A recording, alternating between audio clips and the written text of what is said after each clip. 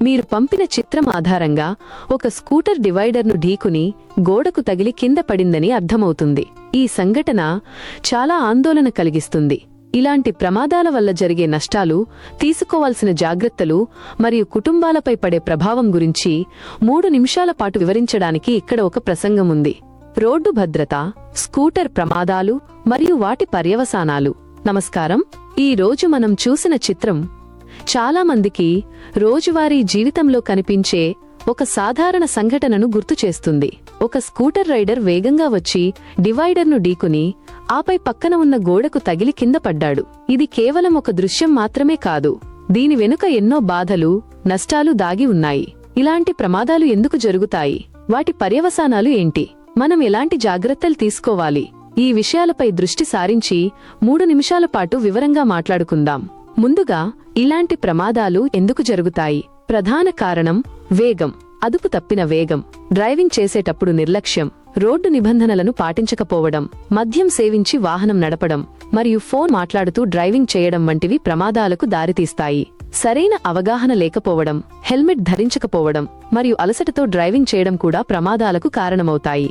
ఇలాంటి ప్రమాదాల వల్ల వ్యక్తులకు కలిగే నష్టాలు చాలా తీవ్రంగా ఉంటాయి. ప్రాణాలు కోల్పోవడం, తీవ్రమైన గాయాలు, శాశ్వత అంగవైకల్యం లేదా కోమాలోకి వెళ్లడం వంటివి జరగవచ్చు. తలకు బలమైన దెబ్బ తగలడం వల్ల మెదడు దెబ్బతినే ప్రమాదం ఉంది. ఎముకలు విరగడం, అంతర్గత రక్తస్రావం మరియు తీవ్రమైన శారీరక నొప్పితో పాటు మానసిక షాక్, ఒత్తిడి మరియు భయం వంటి సమస్యలు కూడా తలెత్తుతాయి. ఈ గాయాల వల్ల ఉద్యోగం కోల్పోవడం, విద్యకు అంతరాయం కలగడం మరియు భవిష్యత్తు అంధకారంలో పడటం వంటి ఆర్థిక నష్టాలు కూడా సంభవిస్తాయి. ఇక వారి కుటుంబాలపై పడే ప్రభావం గురించి మాట్లాడుకుందాం. ఒక వ్యక్తి ప్రమాదానికి గురైతే అది వారి కుటుంబ సభ్యులందరికీ తీవ్రమైన బాధను కలిగిస్తుంది. ఆర్థిక భారం అమాంతం పెరుగుతుంది. వైద్య ఖర్చులు, చికిత్స మరియు పునరావాసం కోసం భారీ మొత్తంలో డబ్బు ఖర్చు చేయాల్సి వస్తుంది. ఒకవేళ సంపాదించే వ్యక్తి ప్రమాదానికి గురైతే కుటుంబానికి ఆదాయం తగ్గిపోతుంది. దీనివల్ల పేదరికం, ఆకలి మరియు అప్పులు పెరిగే అవకాశం ఉంది.